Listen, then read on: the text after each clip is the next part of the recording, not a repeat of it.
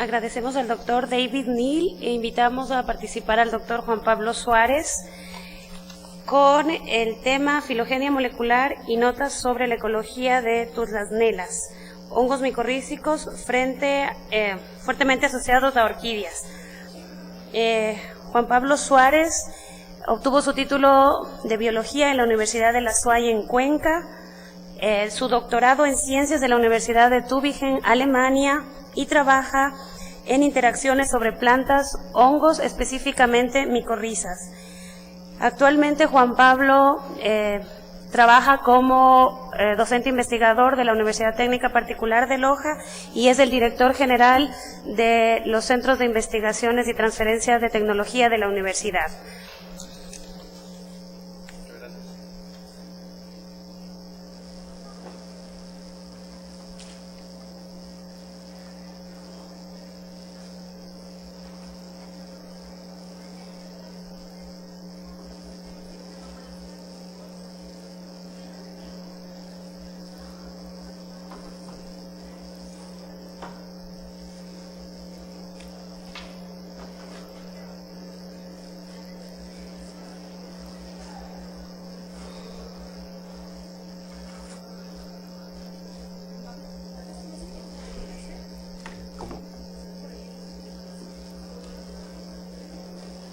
Sí.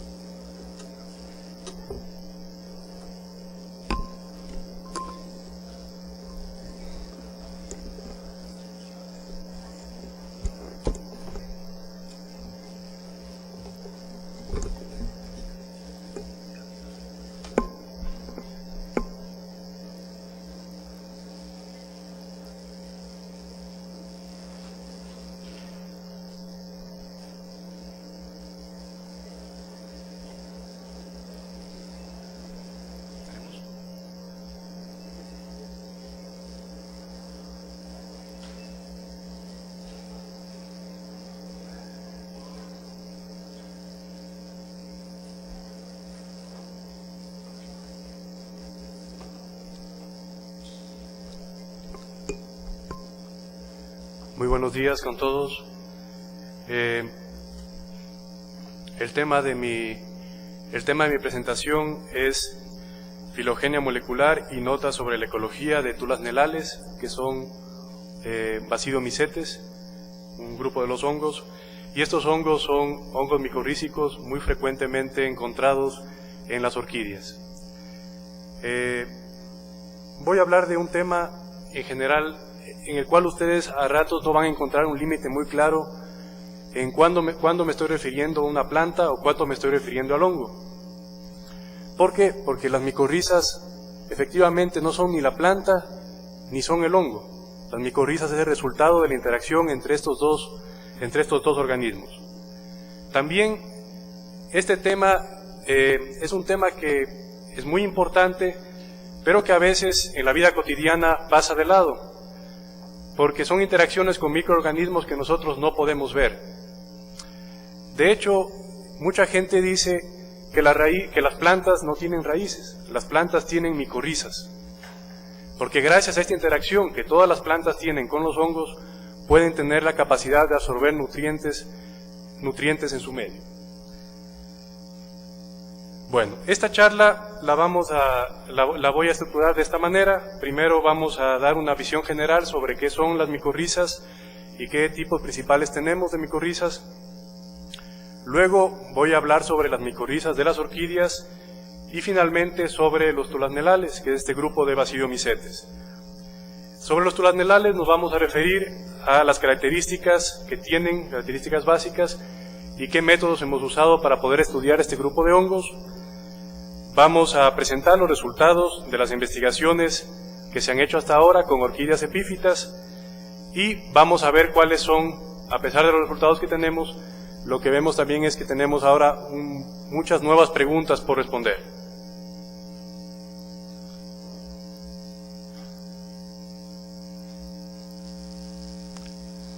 Bueno, el término micorriza es un término que se usa para definir las diferentes categorías que tenemos de asociaciones mutualistas, que se dan entre las raíces y los hongos. Este tipo de asociación es una asociación mutualista porque hay un intercambio recíproco de nutrientes.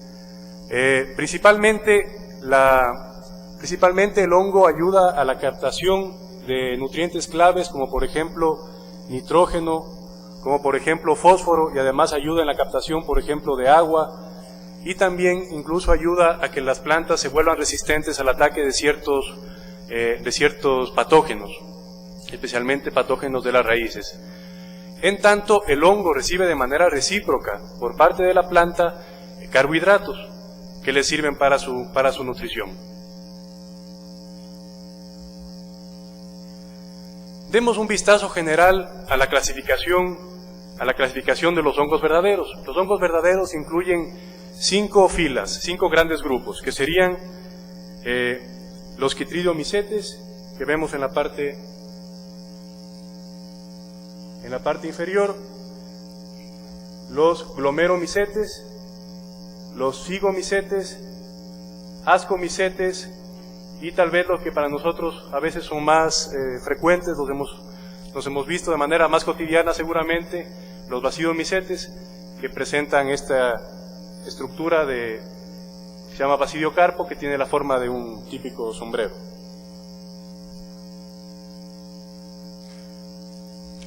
Si nosotros vemos las características de estos grandes grupos de hongos y tratamos de relacionar su capacidad de interaccionar con otros organismos, vamos a encontrar una visión global muy interesante.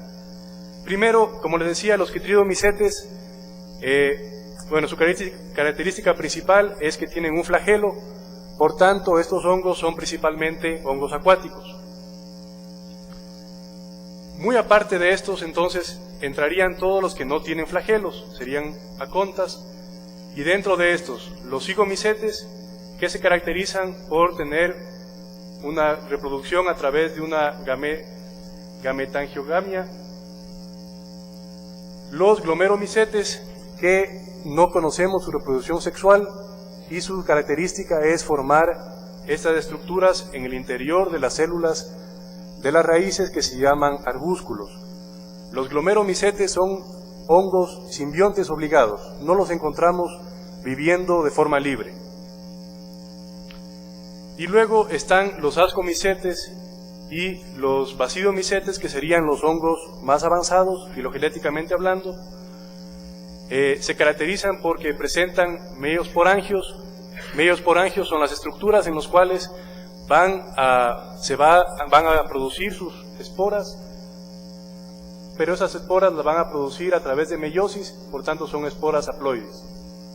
En ambos casos tienen estructuras especializadas, sacos en este caso, que es la característica principal de los Ascomycetes, y basidias en el caso de los Basidiomycetes.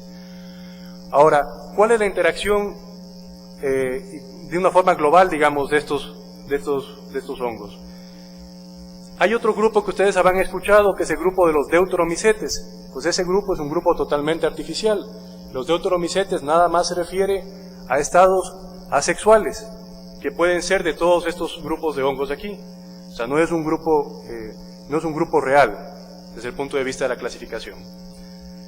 Luego, los hongos forman simbióticas, principalmente con algas y también con bacterias, que se llaman líquenes. Los líquenes los encontramos principalmente con los Ascomycetes, en menor grado con los Basidiomycetes.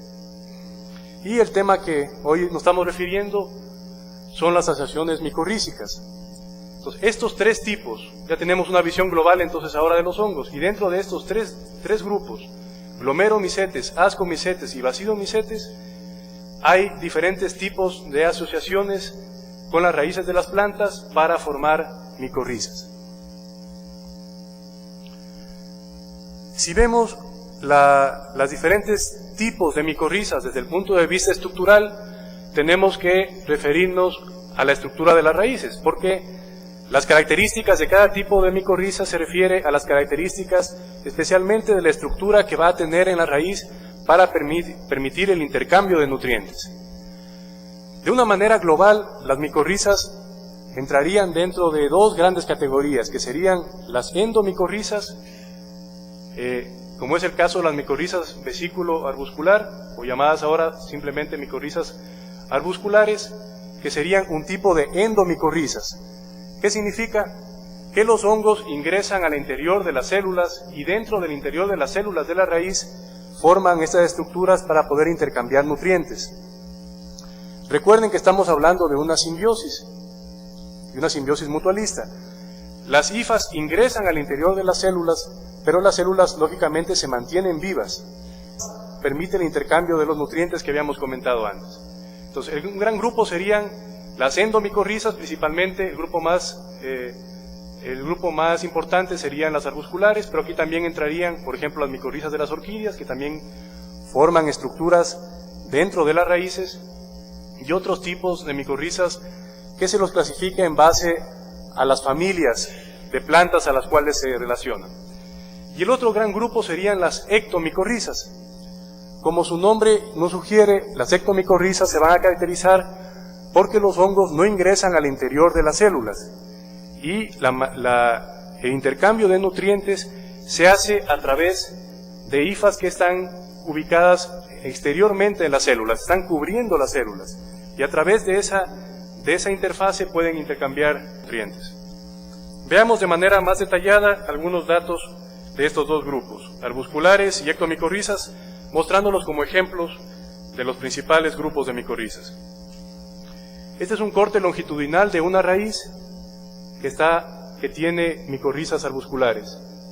Ahí vemos, a lo largo de las células de la corteza de la raíz, en azul están teñidas, son las hifas de los hongos. Esas partes más teñidas de azul, un poco más oscuras, son vesículas. Y la característica de la estructura que permite intercambiar nutrientes es esta que vemos acá, en un acercamiento que se llama arbúsculo, y tiene una estructura similar a un árbol, y básicamente lo que es un arbúsculo es, si ven aquí una hifa, una parte central que se ramifica mucho, como vemos en la naturaleza muchas veces estructuras similares, lo que hace esta ramificación es aumentar la superficie de contacto. Esto atraviesa la pared celular de la célula de la raíz, pero no atraviesa la membrana plasmática. Por tanto, el interfaz que tienen es una interfaz a través de intercambiar sustancias sin entrar dentro del citoplasma de la célula, pero recubierto por la membrana de la célula vegetal. Cuando queremos estudiar, por ejemplo, las micorrizas arbusculares, desgraciadamente no tenemos estados sexuales, no hay características que podamos usar. Las únicas características que podemos usar para ciertos grupos son las estructuras que encontramos propias de las esporas, pero no son de mucha utilidad, al menos nos sirve para los grandes grupos, pero no para llegar a informaciones más detalladas. Por eso, en este grupo se usan mucho las técnicas de biología molecular. El otro gran tipo de micorrizas serían las ectomicorrizas. Aquí vemos la raíz, una raíz, y como vemos, a partir de esta raíz se proyectan una serie de hifas, que son las hifas de los hongos, y estas hifas están aumentando la superficie de contacto que tiene la raíz y por tanto ayudan a la absorción de nutrientes. Visto a nivel celular, estas son las hifas que están cubriendo a las raíces y a través de esto podemos intercambiar. En estos tipos de micorrizas, los hongos sí forman estructuras sexuales. Aquí tenemos, por ejemplo, de hongos típicos que encontramos en el pino, tenemos las fructificaciones.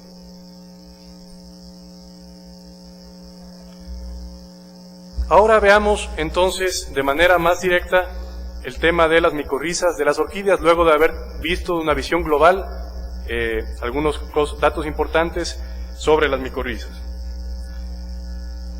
Las orquídeas son un grupo muy particular de plantas.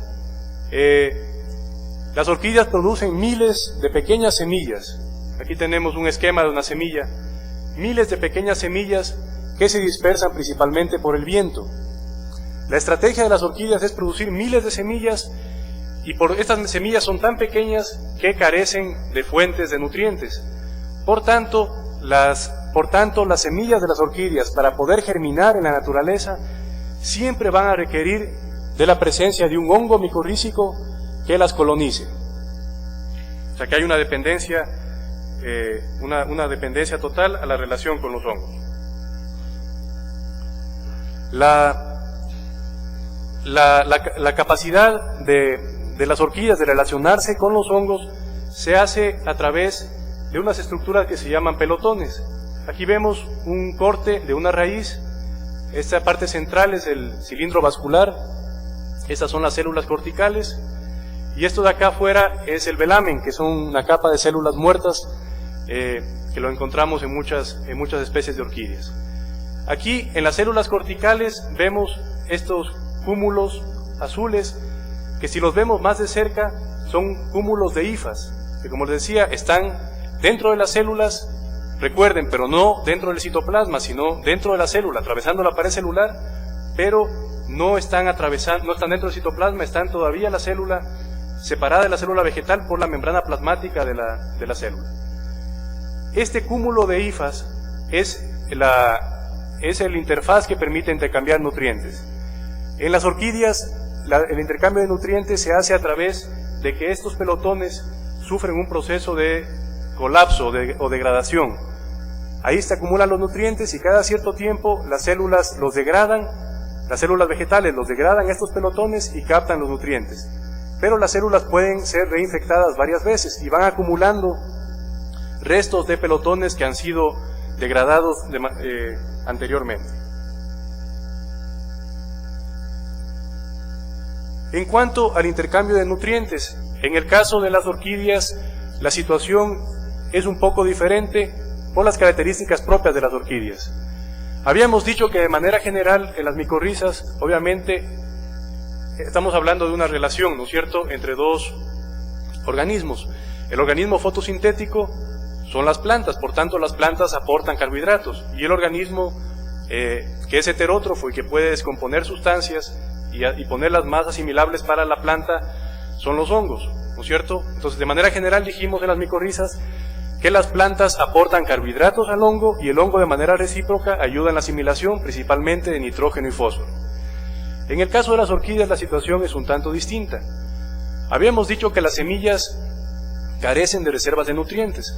Por tanto, durante la etapa inicial de desarrollo de las orquídeas, todas las orquídeas son micoheterotróficas. ¿Qué quiere decir? Que las orquídeas reciben carbohidratos del hongo, no en la otra dirección. Entonces tenemos aquí un esquema de cuando las semillas de las orquídeas germinan, empiezan a dividirse las células y forman una estructura que se llama protocormo. Este protocormo ya está colonizado, de hecho para que germine la semilla debería haber sido colonizada ya por un hongo, y en este protocormo empieza a recibir diferentes nutrientes que permiten que se vaya desarrollando. Esto es clave hasta que el protocormo se desarrolle un poco más y se vuelva fotosintético.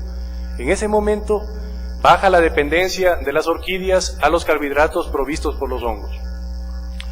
Hasta hace un par de años no habían evidencias claras de que había luego un intercambio recíproco de nutrientes, y mucha gente hablaba de que las asociaciones de las orquídeas con los hongos era casi que una asociación parasítica, pero no parasítica en el sentido que normalmente nos imaginamos, sino las orquídeas parasitaban a los hongos, porque no habían evidencias de un intercambio recíproco de nutrientes. Hace un par de años, unos estudios mostraron de manera concluyente que en las plantas adultas sí existe, que es lo que nos podíamos esperar por lógica, que sí existe un movimiento recíproco de carbohidratos, nitrógeno y fósforo desde la planta hacia el hongo, pero cuando la planta ya está en estado adulto y tiene capacidad fotosintética. Aquí vemos una fotografía de orquídeas epífitas en su hábitat.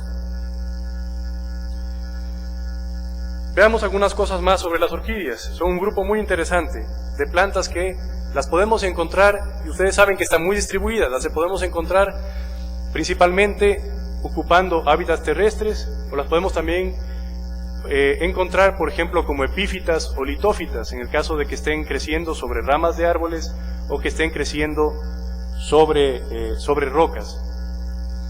Pero también respecto a la nutrición hay cosas interesantes. Las orquídeas, como la mayoría de las plantas, pero hay excepciones, las orquídeas, como la mayoría de las plantas, son fotosintéticas, pero también hay orquídeas que son mixo-heterotróficas y otras orquídeas que son totalmente mico-heterotróficas. Dijimos que todas las orquídeas eran mico-heterotróficas al inicio de su ciclo, pero hay otras que se mantienen durante todo su ciclo de vida dependientes de las fuentes de carbohidratos que les proveen los hongos. Investigaciones recientes han mostrado que especialmente las orquídeas que crecen en el suelo de los bosques, esto en zonas templadas, donde la disponibilidad de luz es muy baja, estas orquídeas tienen la capacidad de captar carbohidratos a partir de los hongos asociados, pero estos hongos asociados están formando al mismo tiempo ectomicorrizas con los árboles. Entonces, la fuente de carbohidratos es el árbol forma ectomicorrizas, entonces pasan los carbohidratos del árbol, que es la fuente de fotosintética, pasan los carbohidratos del árbol a los hongos ectomicorrícicos, y a su vez estos hongos ectomicorrícicos pasan a las raíces. Mucha gente lo ha llamado esto como un epiparasitismo, o sea, un parasitismo de las orquídeas hacia los árboles mediado por los hongos. Pero lo que se ha visto ahora que esto parece ser más frecuente de lo que pensamos, y que bajo deficiencias de luz, muchas orquídeas suplen su necesidad de carbohidratos a través de carbohidratos que les pueden facilitar los hongos. Por eso serían entonces mixo, fotosintéticos y dependientes de los hongos. Y en cambio los micoheterotróficos, como esta especie de aquí, dependen en su totalidad de los carbohidratos que les proveen los hongos asociados.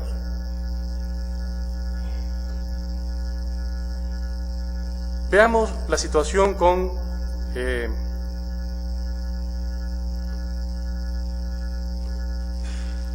veamos la situación particular con los tulasnelales. Los tulasnelales, como habíamos dicho, es un grupo de los basidiomycetes, filum basidiomycota. Sus fructificaciones, que serían estas de aquí, no son tan visibles como de otros basidiomycetes, no vamos a encontrar la típica setas, pero sí a nivel de microscopía encontramos características de unas basidias que son típicas. Estas basidias son globosas y las podemos distinguir básicamente a través de esa característica de otros grupos. Y algunas especies están formando ectomicorrizas y también micorrizas con orquídeas, y otras se las conoce como especies de vida libre, que son saprotróficas, o sea, descomponen materia orgánica. Con esta información en mente nosotros nos planteamos algunas preguntas, y las preguntas es: ¿están las orquídeas epífitas frecuentemente colonizadas por hongos micorrízicos? ¿Existe especificidad entre las especies de orquídeas y los hongos asociados? ¿Existen gremios de hongos asociados a las orquídeas y otros grupos de plantas? ¿Y es posible aislar estos hongos micorrízicos en cultivos puros? Para tratar de responder a estas 4 preguntas, escogimos como modelo 4 especies de orquídeas epífitas. Ustedes saben que el Ecuador tiene más de 4.000 especies de orquídeas. La mayoría de estas son epífitas, muchas, casi un 40%, son endémicas del Ecuador, pero por algún lado deberíamos empezar, y empezamos entonces de las 4.000, empezamos estudiando 4 que eran muy frecuentes en el bosque de la Estación Científica San Francisco, donde nuestra investigación se desarrolló. Bueno, ¿cómo estudiar esta relación entre hongos y orquídeas? Pues la primera posibilidad es utilizar la microscopía óptica. Ahí tenemos cortes de las raíces donde podíamos ver si las raíces de las orquídeas estaban colonizadas o no. Teñidos con azul son estos pelotones que nos nos permiten o nos demuestran que estas orquídeas, estas raíces están colonizadas. Otra posibilidad fue el uso de microscopía electrónica de transmisión. Microscopía electrónica de transmisión para estudiar las raíces, o sea, las micorrizas, y poder analizar algunas características de la ultraestructura. Ya les voy a explicar esto brevemente luego. Otra posibilidad era el aislamiento de estos hongos en cultivos puros. La principal fuente de información la obtuvimos con el uso de herramientas de biología molecular. La morfología y otras fuentes de información son un tanto limitadas, pero si podemos estudiar ciertos genes que se usan en la clasificación y en la filogenia de varios grupos de hongos, la información de la secuencia de estos genes nos permitía, por un lado, identificar los grupos de hongos y por otro lado, hacer una inferencia de la filogenia molecular para poder buscar relaciones entre estos distintos grupos de hongos y las orquídeas asociadas. Finalmente, en la parte casi final del proyecto, hicimos algunos esfuerzos para hacer una caracterización morfológica de las fructificaciones que encontrábamos en el campo.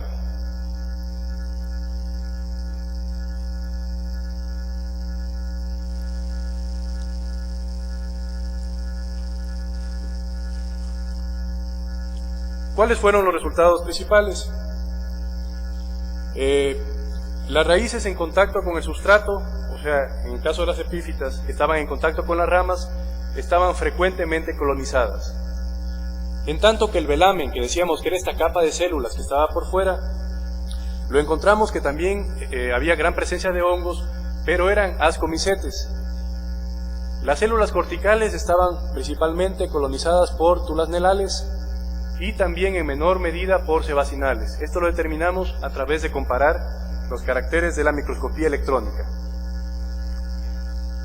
Estas son las estructuras que vemos dentro de las células, que serían los pelotones. Si ven, esta célula está ahora infectada por estos hongos, pero ha tenido una infección anterior, que sería esto de aquí, que vemos de una manera más clara. Serían los residuos de un pelotón anterior. Por tanto, la célula se infecta y se reinfecta y sigue viable. El uso de microscopía electrónica nos permitió definir algunas características de la ultraestructura. Esto es una septa de una hifa, de un hongo, y las septas de este grupo de hongos se caracterizan porque tienen un doliporo, que es un poro complejo, y este doliporo presenta aquí una membrana que se llama parentosoma. Al analizar varias preparaciones, logramos ver que había una diferencia entre estos parentosomas de un grupo que son los tulasnelales frente a los sebacinales. Entonces eso nos permitió poder diferenciar estos grupos de hongos cuando estaban en las raíces, colonizando y formando las estructuras, para poder tener una idea clara de cómo estaban repartidos. Pero esta información solo fue útil para diferenciar a nivel de órdenes, o sea, sebacinales o tulasnelales. Ambos son órdenes del filum Basidiomycota. Por tanto, necesitábamos una información más detallada. Esa información más detallada la obtuvimos de los análisis de biología molecular. Para eso utilizamos dos genes, ambos de RNA ribosomal. Una región que se llama la región 28S, que nos permitió tener una visión más amplia de la filogenia, y que los resultados de esta región nos mostraron que habían 7 clados que están aquí marcados con letras, y un análisis posterior nos permitió agrupar a los hongos que encontramos dentro de 13 diferentes genotipos. La clasificación en genotipos fue una clasificación un tanto arbitraria, pero fue la única posibilidad que teníamos para poder hacer estudios que nos permitan comparar la diversidad que teníamos, ya que no podemos definir directamente especies. En base a los datos moleculares definíamos al menos genotipos que nos sean útiles de manera temporal para poder comparar los diferentes grupos de hongos. ¿Qué podemos ver aquí en esta gráfica? En diferentes colores están indicados las orquídeas de las cuales de las cuales se estudiaron los hongos. El árbol filogenético es de los hongos, no de las orquídeas, pero mostramos aquí en colores las diferentes especies de orquídeas de las cuales aislamos los hongos. Por ejemplo, vemos que en algunos clados tenemos más de una especie de orquídea que está compartiendo el mismo hongo. ¿Sí? Podemos ver aquí en varios casos, o sea, diferentes colores en el mismo clado. Luego fuimos a una región del mismo RNA ribosomal, pero que presentaba un mayor polimorfismo en los genes y que nos permitía encontrar una información mucho más precisa. Yo sé que no alcanzan a leer el árbol, no es importante, lo importante es ver al menos estos grupos. Encontramos ese grupo que está marcado ahí, en el cual se separaba claramente ese grupo de las tulasnelas que encontramos en las orquídeas epífitas, y estaba perfectamente separado de las tulasnelas que se encontraban en las orquídeas terrestres estudiadas en otros hábitats, en otras regiones del planeta. Igual en la parte de abajo. La gran diversidad en esta región nos hizo que tengamos que hacer estudios por varios subsets, y en todos esos subsets encontramos lo mismo, que las tulasnelas que estaban asociadas a las orquídeas epífitas asomaban separadas de las tulasnelas que estaban asociadas a las orquídeas terrestres de otros hábitats. Recuerdan que yo les había dicho que las orquídeas las podíamos encontrar entonces en hábitat terrestre, en hábitat epífita, y también decíamos que podíamos encontrar orquídeas que eran fotosintéticas o también orquídeas que eran mixotróficas o heterotróficas. Si tratamos de poner todas estas relaciones dentro de esta filogenia actualizada de este grupo de los tulasnelales, vamos a encontrar algunas cosas interesantes. Este grupo sería un clado de orquídeas epífitas, otro clado de orquídeas epífitas, otro más. Aquí con verde vemos como un grupo hermano del epífito, un clado de tulasnelas que están con orquídeas terrestres fotosintéticas.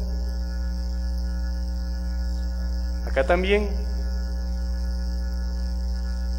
Y en este gran grupo de acá, que es un grupo hermano de toda la sección que tenemos acá arriba, también encontramos estas orquídeas terrestres, orquídeas terrestres fotosintéticas asociadas a estos grupos de tulasnelales. También acá. Y aparentemente que podrían tener posibilidades de tener una forma de nutrición mixotrófica, las encontramos en esta parte de aquí. El estado de las investigaciones a nivel de estos grupos de hongos es todavía muy escaso. De hecho, a nivel de la clasificación solo está definido claramente a nivel de orden, nada más. Entonces creemos que a futuro, cuando se vayan incluyendo más secuencias y más investigaciones, posiblemente se va a separar mucho mejor los grupos mixotróficos y heterotróficos de los que encontramos con las terrestres y con las epífitas. La hipótesis sería que el estado inicial sería de estos hongos, los grupos basales serían los grupos terrestres y como más derivados los grupos epífitos, en concordancia con las teorías sobre la evolución de las orquídeas. Haciendo un sumario general de estas cosas y en relación a las preguntas que nos habíamos planteado, entonces, la primera pregunta era: ¿están las orquídeas epífitas frecuentemente colonizadas? La respuesta que encontramos de una manera concluyente fue que sí, que las raíces que están en contacto con el sustrato estaban muy frecuentemente colonizadas.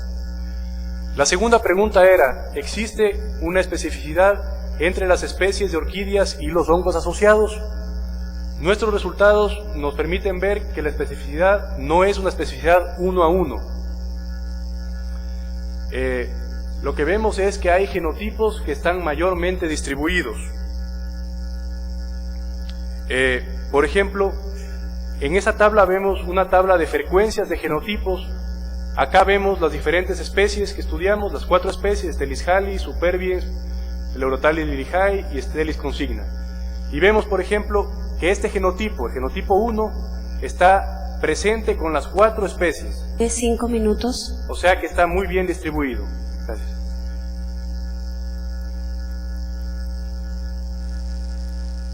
en tanto que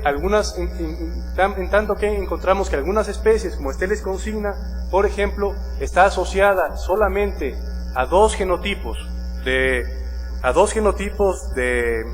hongos, pero justamente uno de los genotipos al cual está asociado es el genotipo que es uno de los genotipos más ampliamente distribuidos. Esto nos da una idea muy interesante y algunas pistas de cómo sería la relación entre estas orquídeas y sus hongos. La tercera pregunta: ¿existen gremios de hongos asociados a las orquídeas y otros grupos? Pues si bien comparamos nuestros datos con los datos que habían de las orquídeas en las zonas estudiadas, en las zonas templadas, todavía tenemos que analizar los datos de las orquídeas terrestres en el mismo hábitat. Pero sí comparamos, por ejemplo, con otro grupo de plantas, que eran las hepáticas, y vimos que no están compartiendo, las orquídeas epífitas no están compartiendo los mismos hongos con las hepáticas, a pesar de que están compartiendo el mismo hábitat. Pero de los resultados anteriores, lo que sí podemos ver es que potencialmente distintas especies de orquídeas epífitas podrían estar compartiendo los mismos hongos, definidos en nuestro caso como genotipos, y por tanto habría la posibilidad de que se formen redes potenciales de micelio. Estas redes de micelio permitirían que diferentes orquídeas intercambien nutrientes entre sí. Esto ya se lo ha estudiado y se lo ha encontrado en muchos otros ejemplos de micorrizas. Esta es una visión global de varios de los elementos que estudiamos nosotros en este ecosistema. Vemos que muchos de las especies están compartiendo hongos. Esto es, por ejemplo, en el caso de los glomeromicetes, es el grupo de investigación con la Universidad de Tübingen. Por ejemplo, muchas especies de árboles en nuestro sitio de estudio, en la Estación Científica San Francisco, estaban compartiendo los mismos hongos con otras especies de árboles, los mismos glomeromicetes. Por tanto, aquí hay la posibilidad de que se formen redes de micelio. Pero no pasó entre las hepáticas y las orquídeas epífitas. En cuanto a la posibilidad de aislar estos hongos en cultivo, que es muy importante para futuros proyectos de restauración de hábitats y para hacer investigaciones sobre germinación de semillas. Desafortunadamente solo logramos extraer 3 de estos hongos, genotipos distintos en cultivo, pero no logramos obtener ningún tipo de fructificación in vitro. Finalmente, nos quedan nuevas preguntas por responder. La primera es que esta investigación nos permitió darnos cuenta de que gran parte de la información clave para entender este sistema lo podemos encontrar a través de estudiar estos diferentes genes. Y en base a estos genes puede tener una idea de la clasificación y de las relaciones entre estos organismos. Pero tenemos un problema. Son estas especies, serían el concepto de especies, el concepto biológico de especies, ¿es igual al concepto de los genotipos que nosotros estamos usando? Pues creemos que no. Pero necesitamos tener evidencias y ahora mismo estamos trabajando en caracterizar morfológicamente fructificaciones de estos hongos, secuenciar los mismos genes y tratar de buscar una relación entre el concepto de genotipos que habíamos definido y el concepto de especies biológicas. Aquí vemos que hay algunas incongruencias en la sistemática actual. Por ejemplo, lo que ven aquí en azul es supuestamente una misma especie dentro de la filogenia de estos hongos, pero supuestamente la misma especie nos aparece acá abajo, lo cual no tiene mucho sentido. Acá nos pasa lo mismo, una misma especie que nos aparece en dos zonas muy distintas de la filogenia molecular. Otra pregunta interesante es en cuanto a la relación. Ya sabemos que entonces las orquídeas epífitas están frecuentemente colonizadas, pero sabemos que la dependencia que tienen por carbohidratos en el estadio adulto no es muy grande. Entonces posiblemente especulamos que los hongos se mantienen en las raíces como una estrategia para permitir que las nuevas semillitas que van a germinar germinen cerca de la planta madre y que ahí tengan el hongo adecuado para poder germinar y desarrollarse. En cuanto a los hábitats, también tenemos que aclarar mucho más la situación. Tenemos ahora un proyecto mucho más extenso en el cual estamos comparando la estructura de la comunidad de hongos micorrízicos asociados en diferentes hábitats, principalmente Estamos evaluando bosques naturales frente a áreas que han sido antrópicamente alteradas, como son por ejemplo los derrumbes, y estamos comparando la estructura de la comunidad para ver qué variantes hay. Nuestra hipótesis es que posiblemente no va a haber una relación uno a uno entre los hongos y las plantas, pero que sí va a haber una comunidad particular de hongos asociados a cada uno de estos hábitats y que responden a las necesidades de determinados grupos desde el punto de vista taxonómico de las orquídeas. Bueno, es un tema muy extenso, pero el tiempo que me han dado es corto y aquí ya me he pasado, ya me hacen mal las caras por ahí, así que me callo de una vez. Finalmente quiero agradecer a la Universidad de Tübingen, donde hice mis estudios de doctorado, pero también con la Universidad Técnica Particular de Loja, donde trabajo ya desde hace más de 10 años, o casi 10 años. En la Universidad Técnica Particular de Loja quiero agradecer especialmente al equipo del Laboratorio de Biología Celular y Molecular. También quiero agradecer el financiamiento de la DFG a través de las unidades de investigación 402 y 416, y también al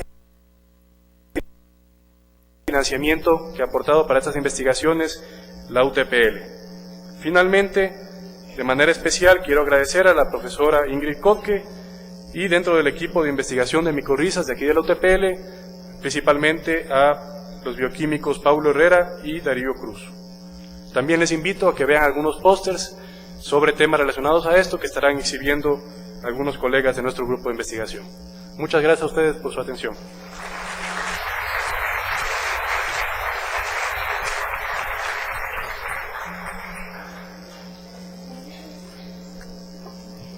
Tenemos un espacio para preguntas, por favor, levanten la mano. Buenos días.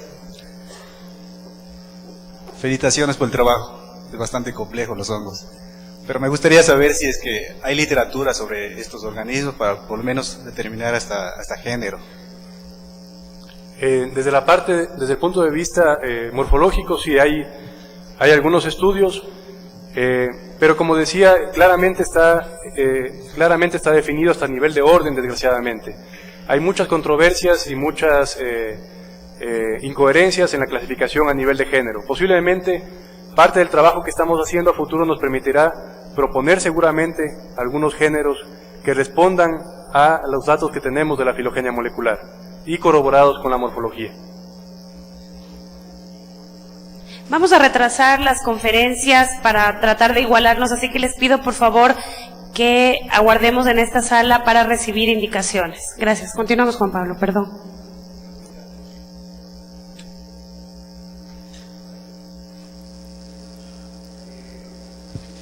Tengo una pequeña inquietud, señorita, muy buena. Ingeniero José Benavides Celis, soy yo.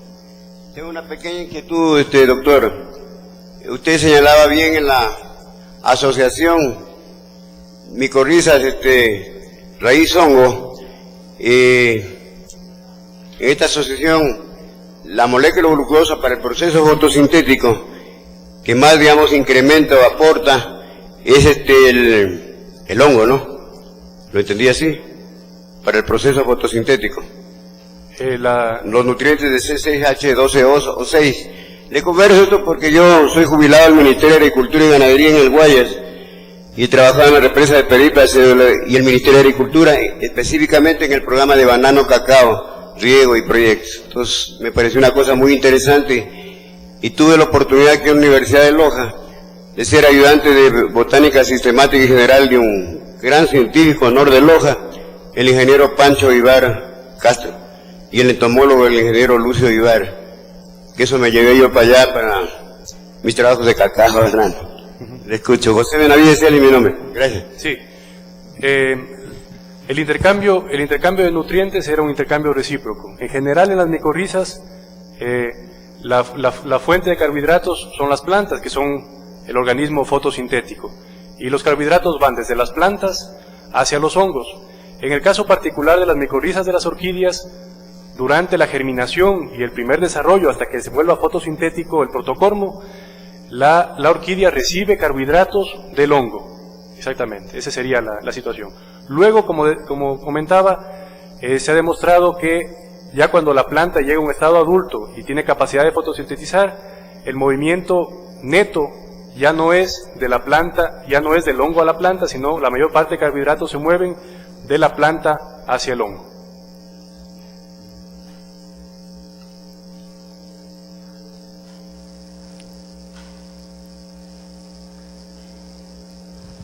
Hola. Yo también quiero, ante todo, felicitarte por el trabajo, que me parece de una excelente calidad, pero quería que me aclarases una cosa. Dices que quieres encontrar la correlación entre determinados genotipos y el concepto biológico de especie. ¿Y cuál es el concepto biológico de especie? Porque no es lo mismo para un zoólogo que para un botánico, que para quien está trabajando con hongos o está trabajando con organismos procariotas. Entonces, ¿dónde está? ¿Cuál sería ese concepto biológico de especie en tu caso?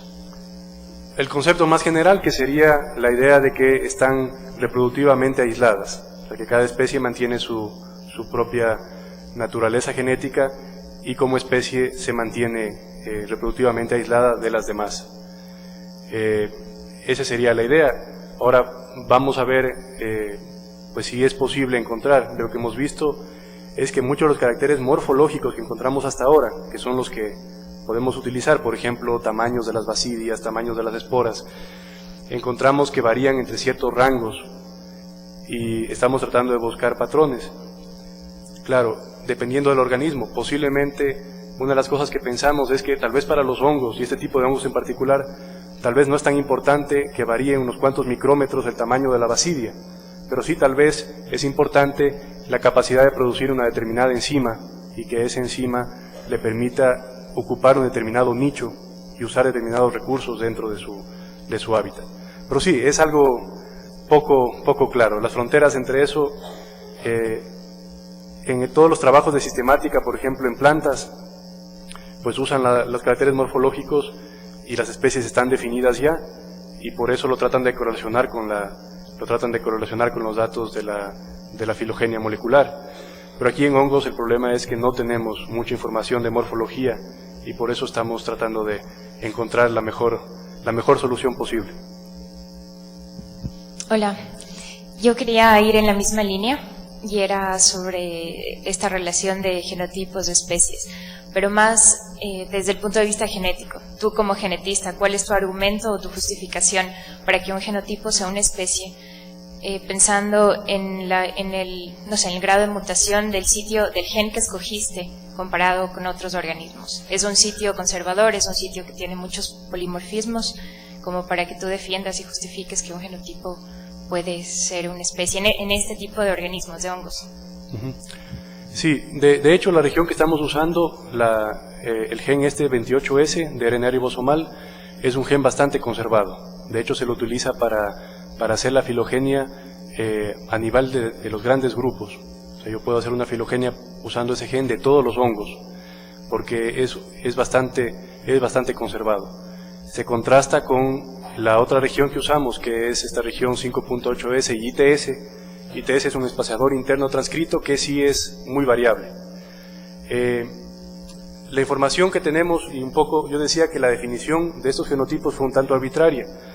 Decidimos que un mismo genotipo era aquel que compartía al menos el 99% de sus secuencias. Dicho de otra manera, si la diferencia en las secuencias era más del 1%, lo definíamos ya como un genotipo distinto. Las únicas posibilidades de calibración que teníamos a ese momento era comparar diferentes especies descritas de Tulasnella en base a la morfología. Y para especies descritas encontramos que en muchos de los casos estas especies descritas como distintas y con morfologías casi muy claramente delimitadas tenían diferencias más o menos de ese nivel. Pero sí, es muy arriesgado. Yo lo que decía que de todas maneras es algo arbitrario, porque claro, de alguna manera tenemos que encontrar una forma de estudiar. Ahora, recuerden que principalmente la pregunta era si es que los mismos hongos podían estar siendo compartidos. O sea, la pregunta iba en el otro sentido, si los mismos hongos podían estar siendo compartidos por distintas especies de orquídeas. Entonces, en ese caso estaríamos más bien en la parte más segura, porque al decir que el mismo hongo es el que comparte el 99% de similitud en estas regiones de genes, tenemos una gran certeza, pues estamos en la parte más segura más bien dentro de las posibilidades. Pero sí, a futuro tendremos que trabajar en eso.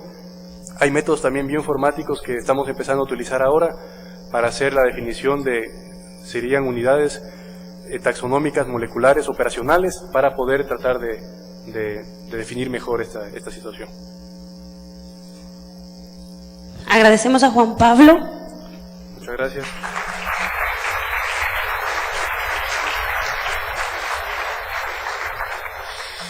Bueno, yo quiero hacer algunas indicaciones.